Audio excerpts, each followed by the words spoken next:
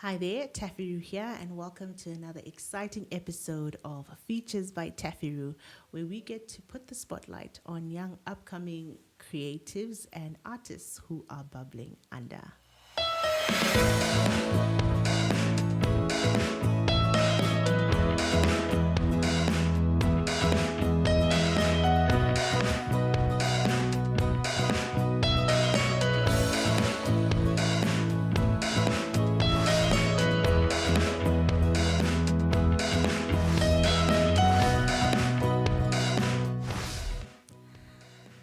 So it was 2017 when I first came across the name Red.i.am. He had sent us an email with his music and he wanted Mass and myself to check it out. Of course, it stood out because up until that point, very few artists had actually reached out to us directly like that. A little while later, his name came up again in conversation with a fellow hip hop artist in our circle, and he was speaking very highly of him. We eventually got to meet in person in 2018 when he decided to grace our stage at the Bring It On 2018 talent show, where he took the top spots in the rap category. And that was the beginning of a journey that we have been walking on together. Since then, he has become one of our coaches slash judges for the Bring It On talent show. And I'm super excited to be talking to Red.i.am today. Hi, Red.i.am. Hi, Taffy, how are you? I'm good. Thank you so much for coming. Yeah, thank you for inviting me. No, Thank you for it the opportunity. is my pleasure. It is my pleasure. So now I have known you for a number of years now, right? Since 2018, Kwakudara. Kwakudara, and I'm shocked it's been that long. It has been that long. Yes, I think this year would be probably like the 7th year or something like that, right? Yes. But for those people who don't know who Red.i.am is, maybe you can start by telling us a little bit about yourself and what you do. All right, so maybe Red.i.am, I'm a rapper, a Christian. Obviously, that name is... Yeah, it's I'm a rapper. oh yeah, but I guess the name itself, it's interwoven with my faith. I didn't start out as Red.i.am. Okay. The funny thing is when I wanted to pick a name for myself as a young little boy, a teenager still in high school, the funny story was I just took a dictionary that was in the house and then I just started scrolling through. Okay. I don't remember the first name I picked and I said, nah, this is too hard to pronounce. And then I went somewhere where it was written Rediam. Okay. And I said, I kind of like this one. And then I picked that one and I started using that one.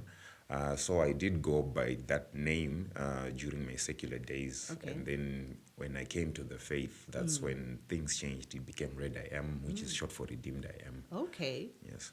Interesting. So you mentioned that you used to do secular music. When did the shift happen from secular to... How long do we have? This could be hours. Maybe you can try and condense it. All right.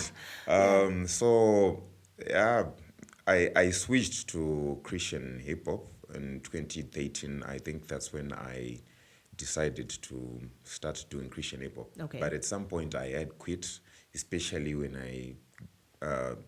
I got born again. I think I needed just time to learn and grow and study the scriptures. I was still trying to figure out a lot of things, so I kept quiet. I even quit. At that time, the funny thing is I thought I was going to play the guitar. I started focusing on playing the guitar at that time.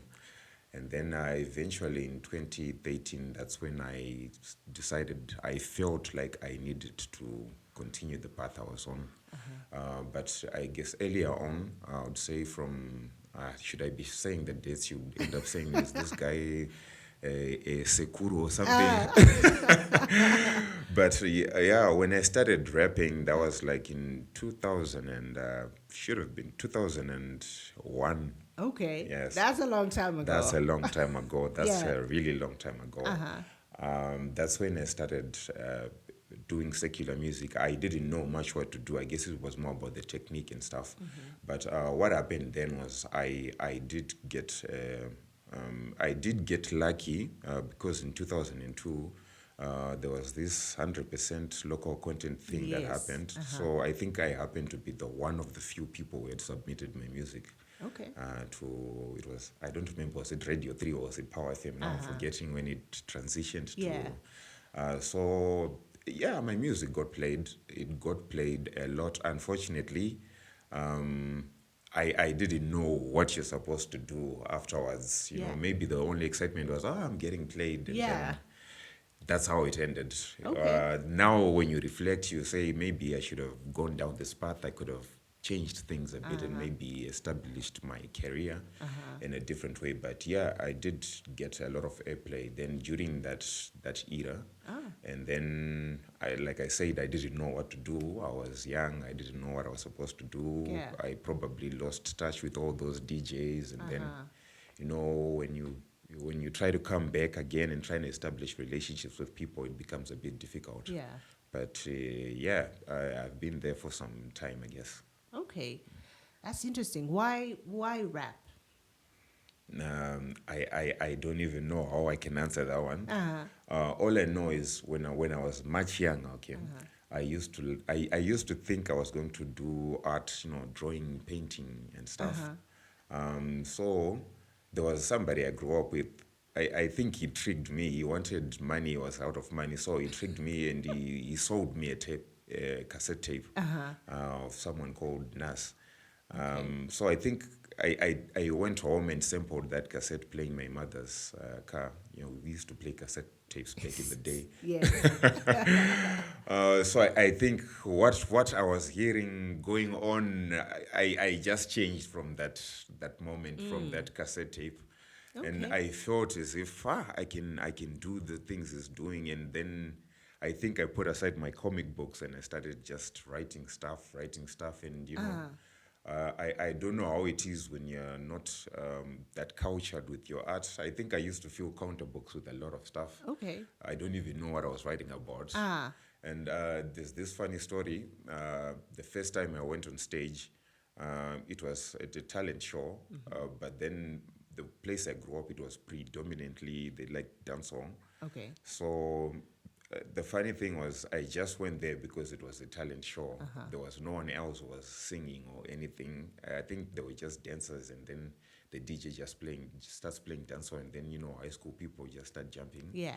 But yeah, I wanted to go there and I felt like I could do something. So I think I just crammed something that was written on one of the pages. It was long. And I just went there, they put an instrumental, and I just started rapping for minutes non-stop. You just keep going. And, you know, high school is tough, but I wasn't booed off stage or anything. I think they were just shocked. They just stood there looking at me until I finished what I was doing, and then I went. No one said anything. Really? Yeah, no one even said anything. I didn't know if they liked it or they didn't like it. Yeah. But I think from that experience, I felt like, no, I really need to keep going. I need to express myself. Maybe I didn't do it in the best way possible. Yeah. But I know from that day onwards, I felt like I really need to keep on doing what I'm doing.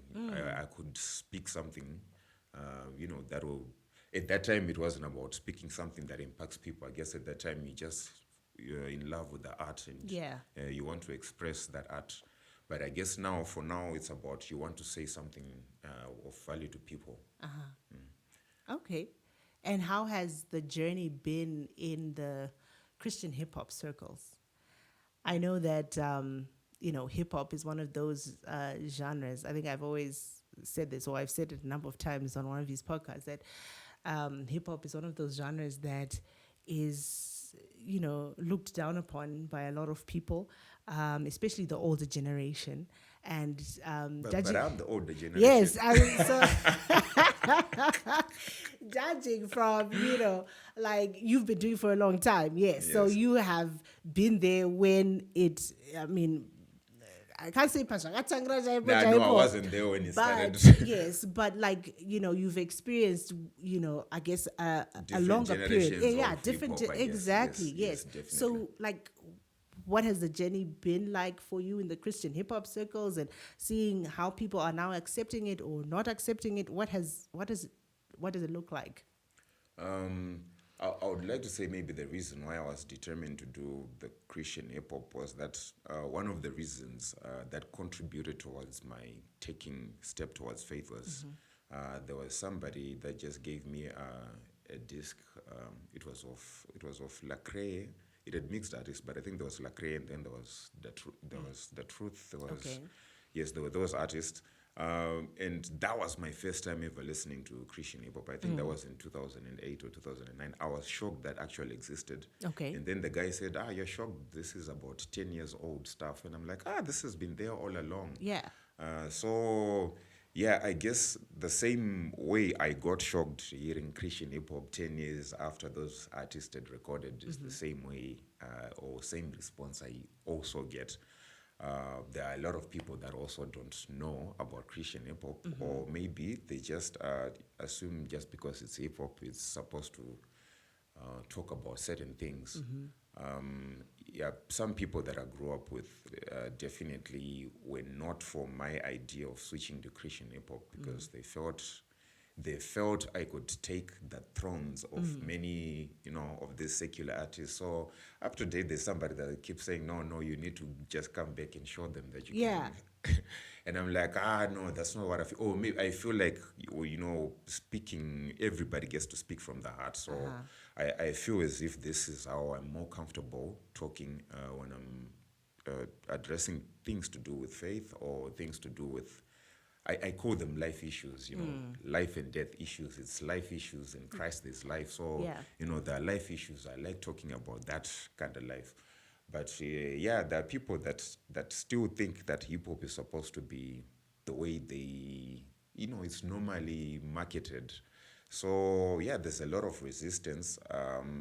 In the church community, it's slow. There are a few people that do support. Yeah. I know before you were mentioning the song Mavum Soup. Yes. It's I guess it's one of those. It had a catchy hook to it, and I think I drew attention from a couple of people within the church community over that song, and I got invited to a few places where I could perform, and I guess people started learning that there is an actually Christian hip hop. You can actually do hip hop on a Christian rap. Yeah. Yes, you can actually do it on the beat that they hear being used in the secular side.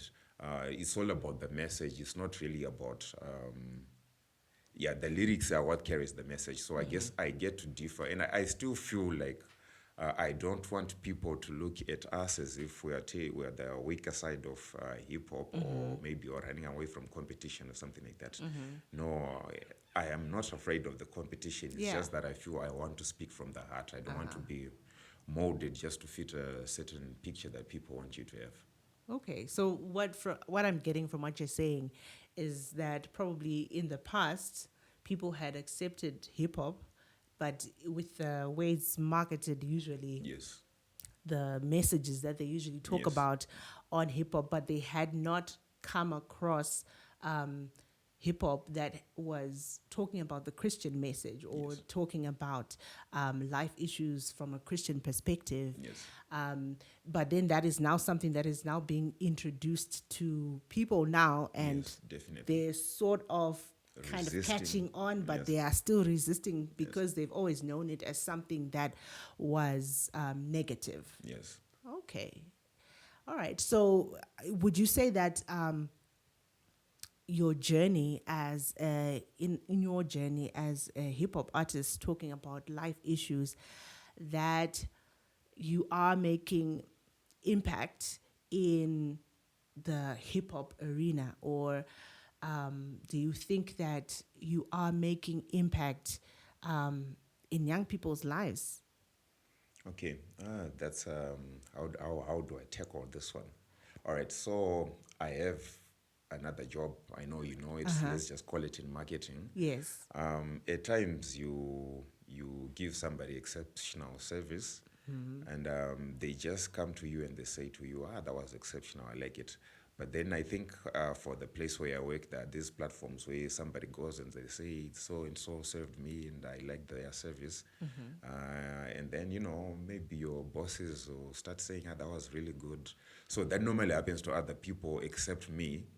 And I'm like, why are these people telling me directly? Why can't they also go on those platforms and say, I got exceptional service from this guy? You feel like it's frustrating, but then at the end of the day, I think I do love what I'll be doing at that time. I do like that feedback, although there might not be a lot of people applauding what I'm doing, or they might not know what exactly happened. I feel as if it's the same thing that's been happening within the Christian hip hop community.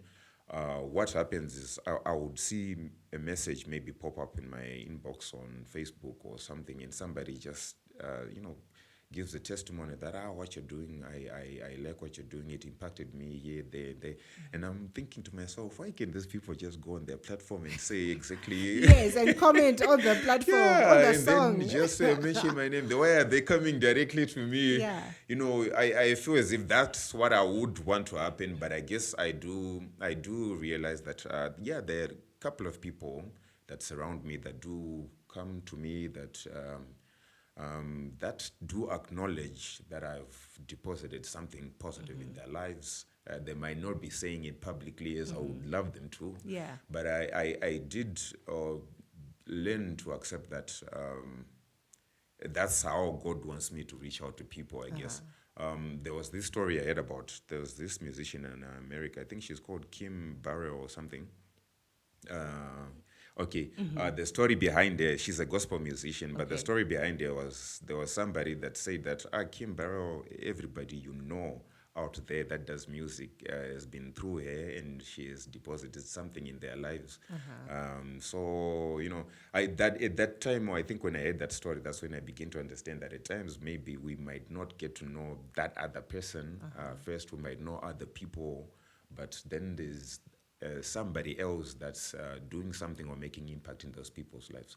So maybe not like what I would be expecting the kind of impact, but I do like the few people that do acknowledge that I deposited something in their lives. Yeah. So you're saying probably the impact that your music is having, or the impact that the Christian hip hop music is having, is probably not as overt, or it's not out there in the open. Yes. Like we see when the other hip hop artists or whatever the case may be, but there is something that is going on behind the scenes that we can't see. There's a debate that I had with another fellow hip hop artist. I think you're in the same circles, and I was asking him if there is good quality Christian hip hop music in Zimbabwe. And we talked a little bit about that. Maybe I'd like to hear your opinion in terms of if you feel like, yes, the message is good, it's making impact there, but do you feel that there is good Christian hip hop music out there in Zimbabwe that can compete at a secular level? Yeah, definitely. Why do you say that? All right, I think what we way back, I think people used to associate anything to do with gospel with something that's mediocre, but I think people have upped up their games in terms of even production. I'll take for Jason Gwanzura. He's a very talented young producer. You can listen to his productions. You can see he's at par with the rest of what others are doing, but maybe because he's doing gospel, maybe people might not be. So I'm talking about the production side of things only. I think we just went over the issue where people think that when it's gospel, it's supposed to be mediocre quality. We have access to most of these producers, including the secular ones. Like I was saying, they might not come out openly, but and talk about maybe some impact that I had in their lives or something like that. But I've been working with different secular producers, and they did enjoy working with me. They did enjoy the message, because that's how they got to also learn. I feel like that's how I was ministering to them as well. So what I'm trying to say is, in terms of quality, I don't think there's any doubt that we have good quality. And then in terms of, you would say the skill or the talent or something, Yes. I think we can compete with them any Really? day, any time. Okay. Now, And like I was saying, I Yeah. think people, they still have that mindset that when you say it's gospel, then they think that maybe it's watered down or something like that. But if one day somebody wants to maybe compare, maybe line for line or something like that, they'll see that there's a lot of talent even within the CHH community. Okay. And how do you think we can grow the CHH community? Because there's a lot of, yes, you've mentioned that you are at the same level in terms of probably now production, and probably in terms of even your skill in writing and even your execution of the bars and all of those things. How can we grow the Christian hip hop community? Because I think there is a message there that people need to hear. How can we get this message out to the people? One of the things, I guess, is I felt as if we have been too, maybe as the CHH community, we've been too relying on other people's platforms to be heard. So I think one of the things we've been pushing each other to do was we need to start like platforms of our own. So we'll obviously get to the issue of the show that's coming on the 12th of April. It's one of those initiatives we had to make because we felt as if, waiting to be called upon by somebody wasn't really, giving us that. For example, what happens is at times I feel. Let me talk about the issue. That song, Jecham Soup Mavum Soup. Yes. All right. That song was tackling, like, I would say, doctrinal issues. But what happens with that song is that the people that maybe enjoyed the things that you are addressing will not invite you to perform at their church. And the people that enjoy the message you were talking about will invite you to perform at their church. But I guess that gets to limit the impact you get to make because maybe the people with a bigger platform are the ones that do not want to hear what you're saying. So I guess that limited us over a long period of time where maybe people want to say something that appeases, but you can't appease everyone. And besides that, you won't be a good minister if you're trying to find a side where you are pleasing and then you have to dilute the message so that you get accepted. Yeah. So I felt as if one of the things that crippled us over a long time is that we relied on being called to perform on other people's platforms. I think the best way forward from now on is always having something that we do on our own platforms. The same way they would do in a secular music setup is the same way we're supposed to be doing. That's the same way we're supposed to be taking things, doing a lot of shows.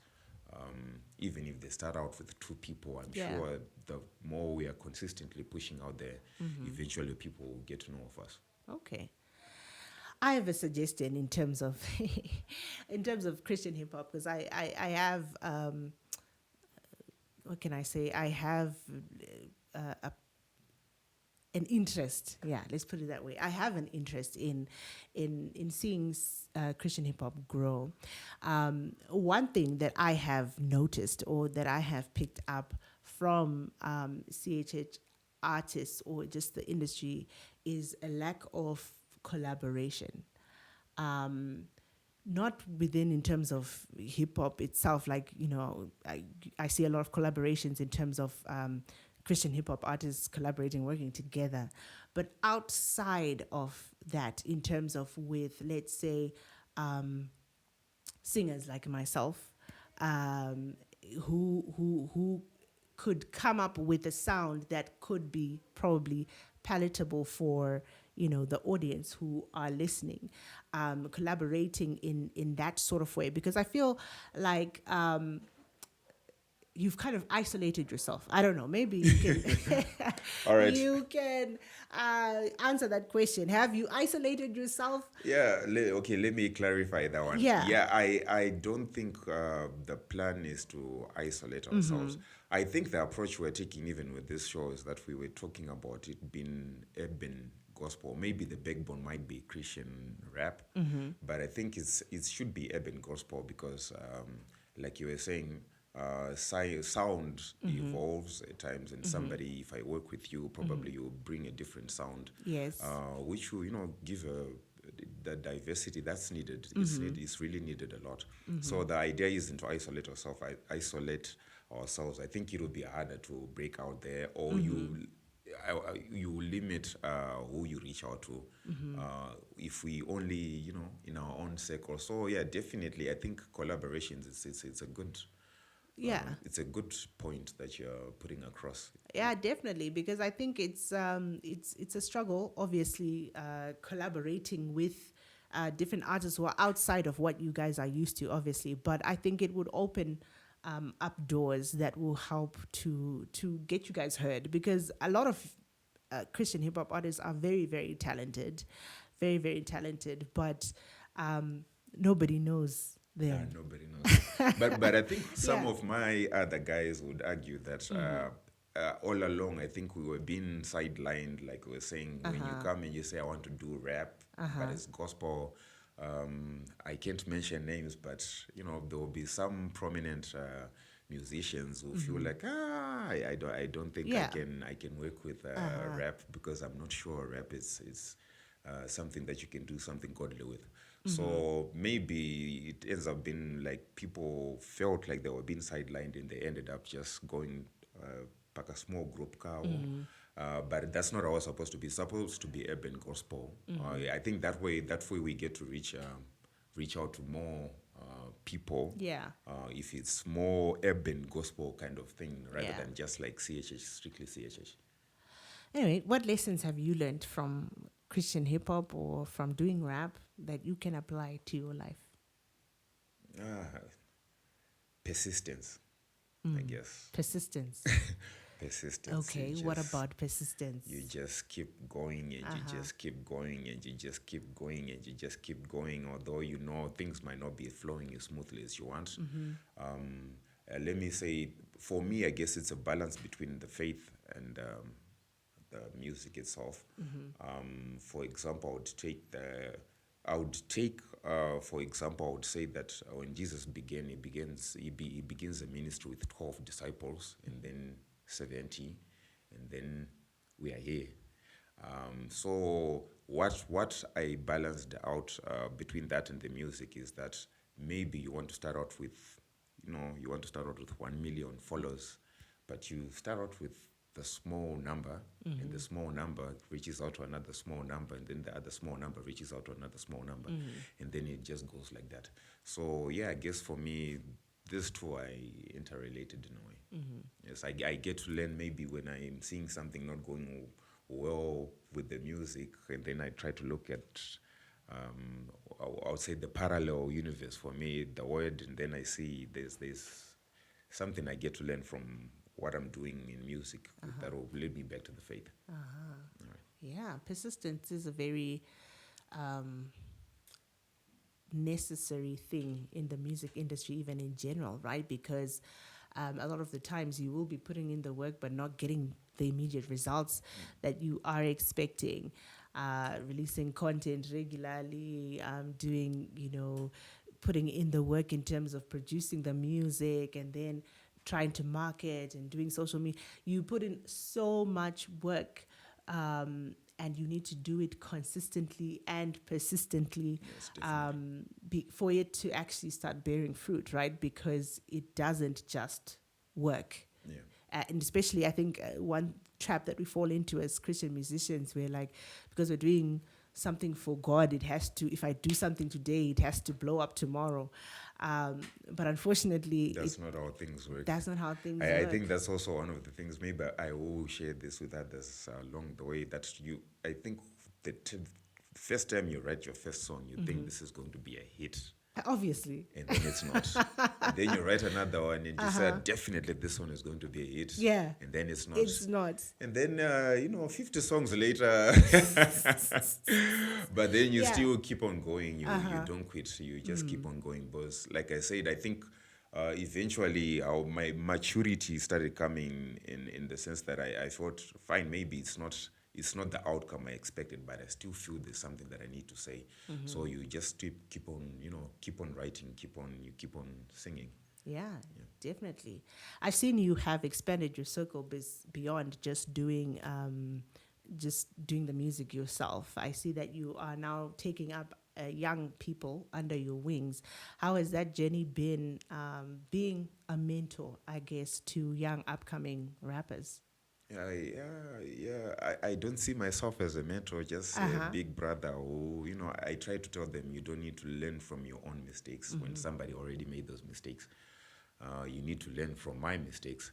But yeah, I guess it's fulfilling in the sense that you feel like you're pouring your experience.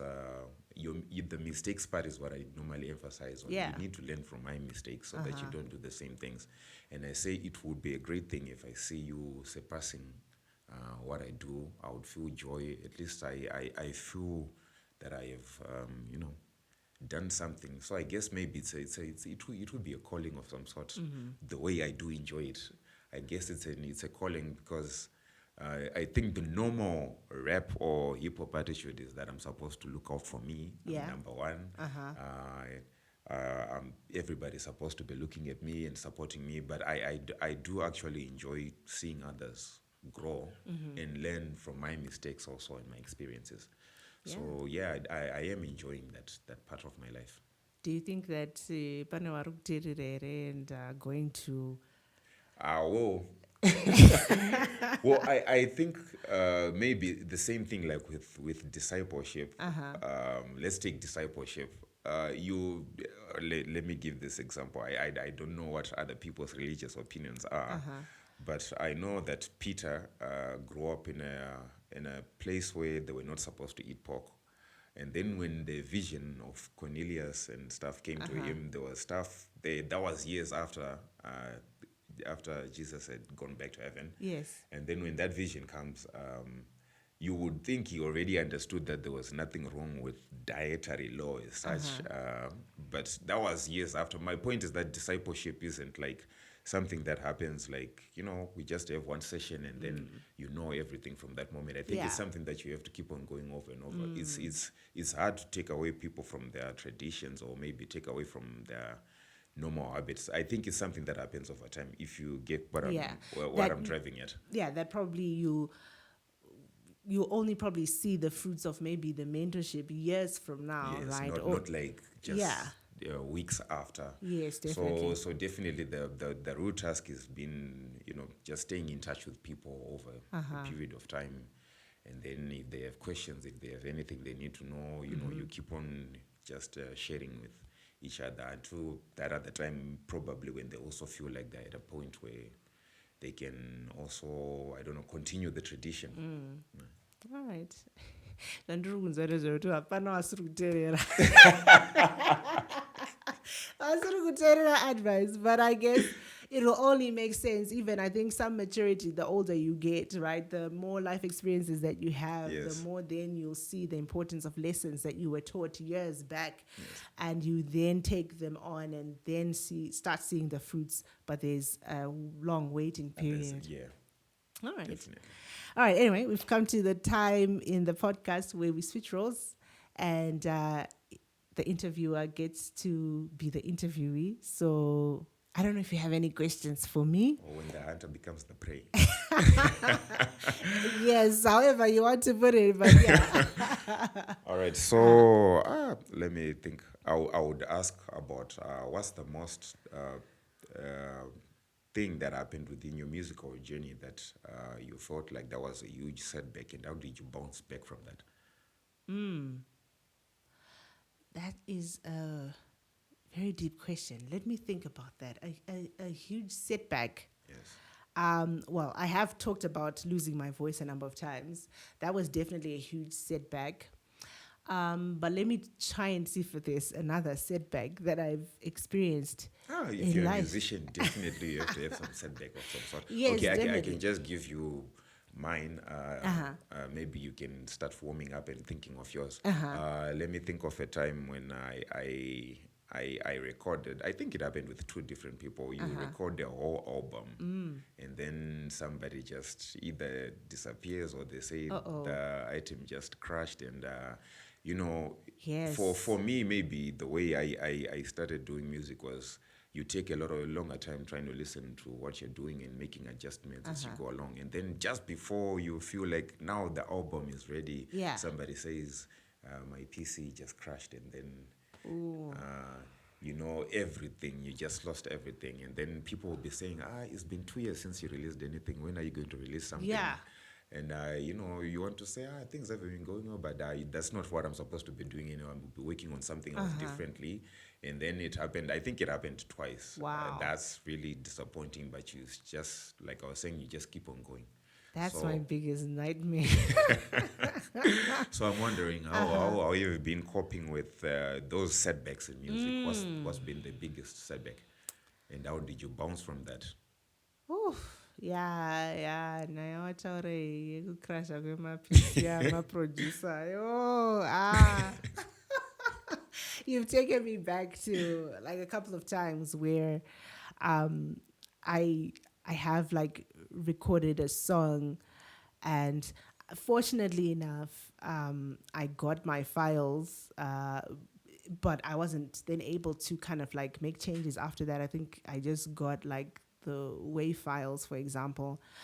I wasn't able to then make changes to it, but it has happened a couple of times where you go in, you do the song, you're about to, finish it up, and then it just, the laptop crashes, the hard drive, something happens to the hard drive, and things like that. Yeah, it's not a good thing. But I think in terms of how I bounced back from situations like that was probably it was knowing that, especially like I mentioned, fortunately I had something to then release. I just went on and released it because I was like, you know what, this is not my last song. But you'll be feeling like, no, this was the song. And then somebody tells you that song no longer exists. The laptop just crashed. Yeah. So there's one particular song that happened that just came up. I think it was You Saved Me, where I worked on it back in 2014, I think. And unfortunately, I couldn't finish the song. We couldn't finish the song then. Had to wait until like last year. So it was about 10 years to redo the song and release it. But I think one way to just manage that is just knowing that it's not the last song. Fine. Maybe I'll take that mindset that this is not the last song. It's not the last song. And you'll find that probably like it wasn't probably going to be a hit anyways. Says who? Says who? You know, the way you feel in that song when you're listening it at that time, you feel like, I feel like this is it. And then, yes. But like you were asking about how music and the real life gets to relate, I guess that's one of the things. You lose everything. Yes. You just lose everything. Don't be afraid to start from scratch. Don't be afraid to start from scratch. Yeah, it is quite hard to do that in terms of starting from scratch. It's a hard place to be, especially when you really believed that was going to be it. But probably it's a sign from God that maybe it's not what you think it is. It's debatable. That's debatable. Yeah, obviously it's debatable because I think it depends on the situation, because I feel like, especially with Christian music, I think we're at war with the devil. Definitely. And there are some projects that is like, this song, if people hear it, it's going to do something. It's going to do something big out there. And so, he really fights you in terms of getting that content out. So now it's, I guess, then going back to the source, to God, and saying, what should I do with this situation? Should I let it go? or should I pursue this? And God will empower you to do either. Because I think letting go is obviously difficult because it's something that you would have invested, especially like in Definitely. your case, albums. Like that's like what, more than 5, 6, 7 songs, 10. 10 songs you've invested. I'm also from the old school, and album has to have like It has 15 plus, 15 plus 15 songs. plus And then songs. somebody says, oh, all those 15 songs, they no longer They're exist. gone. Yeah, that's a hard place to be, right? Yeah. So you definitely need strength to let that go if it wasn't meant to be. But then you also need strength equally to, if it is what God wants you to do, to then rewrite and re-record and pay for all of those songs. That process. It takes a huge amount of strength to Yeah, do definitely. that. Yeah. And in terms of, I guess for me, other setbacks that I have experienced are financial setbacks as well. You would have planned to release certain content Yes. at particular time, timelines that you would have set for yourself. You want to do a particular thing, but you just don't have the resources to do what you want to do. How I bounced back from that situation, I guess, was doing what I can with what I have. Yeah, that's a good lesson. Yeah, because I think, you have this idea that, okay, I'm going to record it, then I'm going to shoot a music video, then I'm going to do this and, market it this way. But if the money is not there, what do? Do you then keep that piece of content to yourself, that song to yourself? That hit song. Say that hit That song. hits, that hits song to yourself. All right. So I was saying, I think one of the things I'm also beginning to learn, maybe it begins to be maturity, is that what you were talking about learning to do what you can with what you have. Like I said, maybe for me, it's heavily interlinked with the faith. One of the examples for me is Moses, where God says to him, "What is it that you have in your hand?" And then what he had in his hand is what God used to do everything is to talk about today. So I feel it's also a lesson I'm slowly beginning to fit into that role when you just have to accept that you need to work with what you have. Yeah. You might not have $1 million to do a $1 million video for your hit song, but with what you have, you can always find ways around of doing something. Yeah. And having content that's consistent. Definitely. And the thing about our God is that he wants to use us even in our weakest place, right? And when we are weak, that's when his glory can really come through. Because then you're like, this song, I thought it wasn't going to do much because it didn't have the budget that I wanted it to have. But God can take that and use that to touch even more lives than you wouldn't have been able to with your own strength. Yeah, definitely. Yeah. So do I ask another question? Do you want to ask another question? Your work consistent. I think you're one of the people that have hardworking. How do I also do that? Do you lay hands on me, or there are tips you can give me? In terms of consistency. Yeah, consistently having something out there. Ooh, yeah, that's a question I've been getting in a lot. But my advice is the same in terms of having a plan. I think the advice that I have would be to sit down and plan out what you want to do. I think a lot of times, unfortunately, like in terms of the Christian world, we expect to just go without a plan or to move without a plan. Okay. And we're like, and I'm trying to use my words wisely in terms of, people are like, by the power of the Holy Spirit, I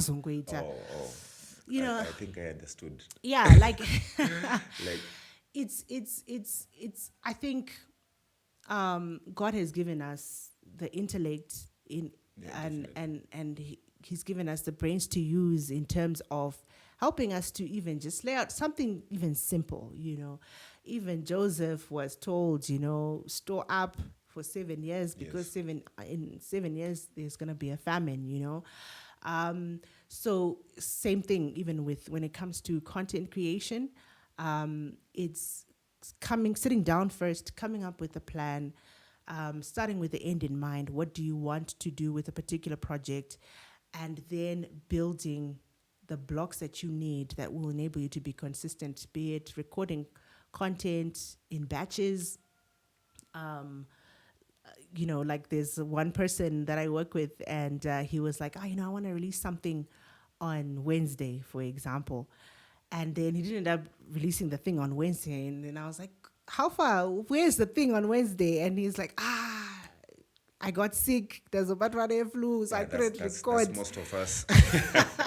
That's a lot of us, actually, But I was like, we're not putting you in that. Sometimes it happens. Sometimes it happens to me as well, especially when I try and do content on the fly and be like, I don't have anything planned for next week. I'll probably plan something. So my advice to him was like, why don't you record 2 or 3 songs in advance?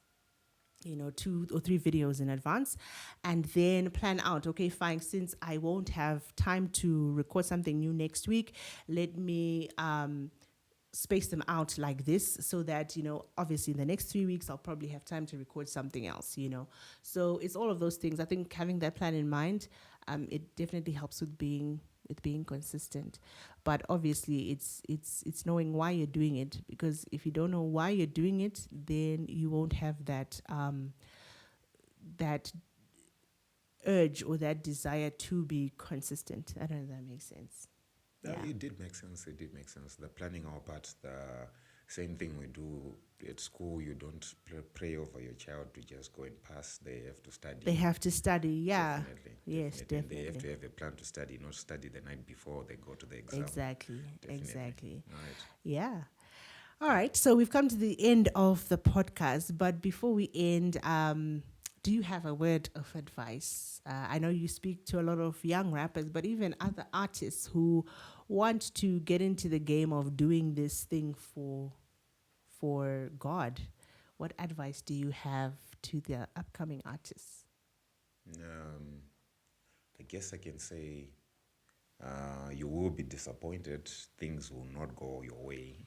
But I think like what you were saying, you have to know why you're doing what you're doing. You won't have the response that you want. And like I was saying, your first song, you think it's your hit song. 50 songs later, you still think the 50th song you're writing is a hit song. Mm-hmm. Things won't go your way, but you just need to remember why are you doing what you're doing. And always speak from the heart. You don't need to conform to try to fit a certain group of people so that they acknowledge you. I think the happiest musicians are the ones that got away with speaking from the heart, and they never had to try to conform to be anybody. Versus the ones is because they were always trying to fit. A certain, appeal to a certain group of people, and then maybe that group of people outgrows that vibe, and then they try to switch and try to appeal to another group of people. It ends up being something that affects the path. So yeah, you need to speak from the heart. Always stay true to. By speaking from the heart, obviously, I don't expect somebody saying, I feel like saying something negative, or but yeah, be true to yourself. You don't need to conform to its standard. That's my advice. Amazing. Thank you so much for coming to the podcast, Red.i.am. You have heard for yourself. Speak from the heart. Stay true to who you are. You will get disappointed. You might not find the hit song 50 songs later, but know why you're doing what you're doing. And God is able to use the gifts that He has given you, the songs that He has given you, the art that He has given you. He's able to work through those things to impact the people that He wants you to impact. And with that, thank you so much for joining us on this episode of Features by TaffyRue. Until next time, goodbye.